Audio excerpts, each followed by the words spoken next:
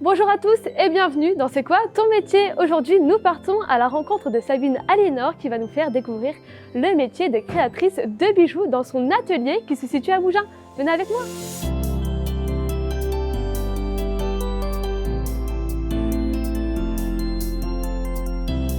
Je suis actuellement avec Sabine. Bonjour! Bonjour Clara. Vous êtes créatrice de bijoux. En quoi consiste votre métier? J'ai la chance de fabriquer des bijoux toute la journée. Quels sont les différents bijoux que vous pouvez concevoir? Alors, il n'y a pas de limite en fait. Je peux faire des bagues, des bracelets, des colliers.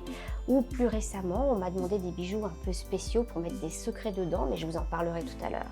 Lorsque vous débutez un projet, où commencez-vous? Par quoi? Alors, si c'est un projet demandé par un client, on va mettre le bijou sur ses pattes. C'est-à-dire que je vais faire un dessin, un croquis, rajouter de la couleur et voir avec la cliente, en général ce sont des femmes qui me demandent, si le bijou lui convient. Ensuite, on va parler de la taille et de la matière que je vais utiliser.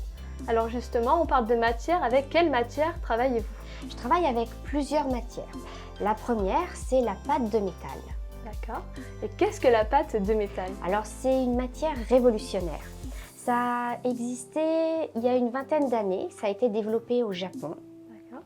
Cette pâte est fabriquée à partir de microparticules de métal, c'est-à-dire des petits morceaux de métal tout petits, qu'on ne voit pas à l'œil nu, on dit des microparticules. C'est de l'ordre de 1 à 2 microns. Donc c'est vraiment 1000 petits morceaux dans 1 millimètre, c'est vraiment tout petit. Ces particules, cette poussière de métal, est mélangée avec un liant qui est à base d'huile d'olive, et avec de l'eau. Du coup, ça se transforme en une pâte comme de la terre, comme de l'argile.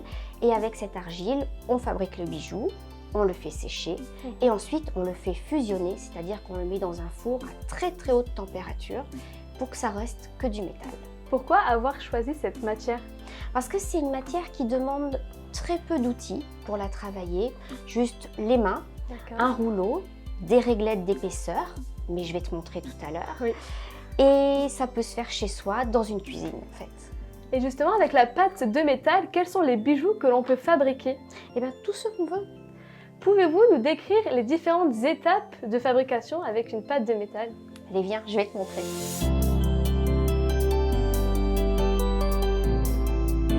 Quelle est la première étape pour confectionner un bijou avec de la pâte de métal? Eh bien, d'abord, on prend la pâte de métal, on prend la quantité dont on a besoin, on la ramollit en la malaxant comme de la pâte à modeler. Ensuite, on va mettre des réglettes d'épaisseur. Ça, c'est pour avoir une épaisseur régulière. Je prends de l'huile d'olive pour pas que ça colle, parce que la terre, ça colle. Et la pâte de métal, c'est comme la terre, ça colle aussi. J'en mets sur le rouleau et je peux commencer à étaler. Une fois que j'ai étalé à l'épaisseur que je veux, je découpe avec un cutter ou un scalpel. Je le mets en forme et je le fais sécher. Une fois que c'est sec, donc il est en forme, je peux rajouter des décorations. Pour les décorations, je peux me servir de moules, comme là, que j'ai fait à partir soit de bijoux que j'ai déjà, soit à partir de tout ce qu'on veut en fait. Là, c'est un moule de rose. Donc on met la pâte dedans, ensuite on sort. Donc j'ai ma petite rose, je découpe autour pour enlever ce qui est en trop. Ensuite, si je veux, je peux mettre des pierres à l'intérieur. Alors évidemment, ce sont des pierres qui résistent à la température de cuisson. La température, c'est 820 degrés. Donc il faut prendre des pierres de laboratoire. Je la mets dans la fleur et ensuite je fais sécher. Une fois que c'est sec, je peux ensuite la rajouter sur le bijou que je suis en train de faire. Donc je vais la coller avec de l'eau, tout simplement. Je mets un petit peu d'eau au dos de la rose. Pourquoi la coller avec de l'eau? Pour éviter qu'il y ait des bulles d'air, parce que les bulles d'air explosent à la cuisson et du coup ça casserait tout. Et ensuite je fais sécher. Une fois que c'est sec, je vais le mettre dans un four à très haute température, dans la boîte ici. Et une fois que c'est cuit, c'est comme ça. Le bijou est coloré directement. Le bijou, et donc il reste que le bronze, le liant organique à brûler. Et ensuite je le fais briller avec une petite brosse en métal. Et voilà.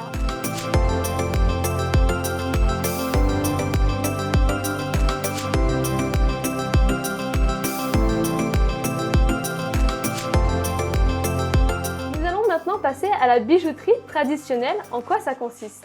Alors là, c'est complètement différent. On ne travaille plus une pâte, mais on travaille du métal. Donc je vais travailler avec du fil, avec des plaques, et je vais la travailler avec des outils différents. Alors justement, on parle d'outils. Quels sont ces outils? Principalement, il y a le boc-fil. C'est une petite scie de bijoutier. À quoi sert-elle? Elle sert à couper le métal, à le scier. Ensuite, j'utilise des pinces. Là, les pinces, c'est pour mettre en forme, pour faire des ronds, des plats. J'utilise un marteau, un tas de bijoutier. Donc ça, c'est pour taper dessus.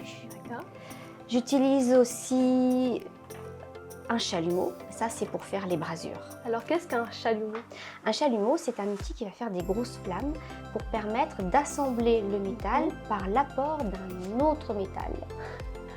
Quel est le bijou qui vous a pris le plus de temps à confectionner? Alors, c'est un bijou en pâte de métal. C'est pour mettre dedans le petit secret dont je parlais tout à l'heure. C'est une dame qui voulait mettre des échantillons de parfum. Alors pourquoi il vous a pris autant de temps? Parce qu'il a fallu faire avec la réduction de la pâte. La pâte réduit à la cuisson, elle perd entre 20 et 30% de sa taille, ce qui est énorme. Et il a fallu refaire plusieurs modèles pour que l'échantillon de parfum rentre à l'intérieur.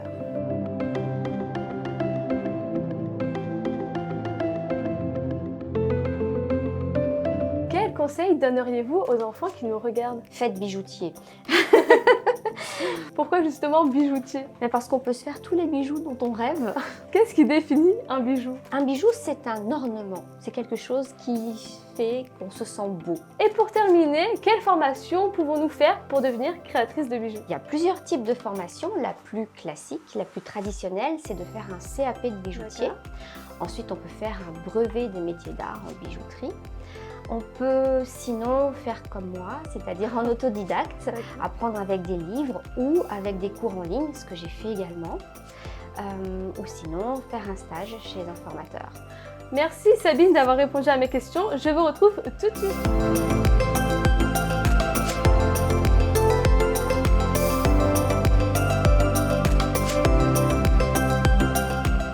Vous venez de découvrir le métier de créatrice de bijoux. Je remercie Sabine Aliénor d'avoir répondu à mes questions. Et moi, je vous dis à bientôt dans un nouvel épisode de C'est quoi ton métier? Vous avez bien suivi l'émission? C'est parti pour le quiz! Quelle est la première étape pour créer un bijou? Le bijoutier réalise un croquis ou le bijoutier réalise un tableau?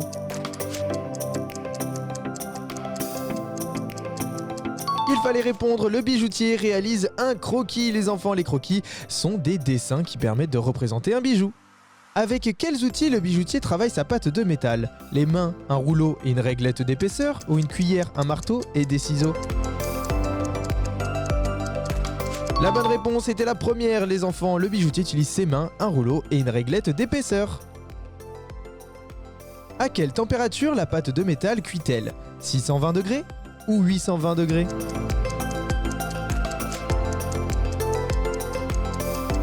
La bonne réponse était la deuxième, la pâte de métal cuit à 820 degrés. Félicitations les enfants, à bientôt pour un prochain quiz.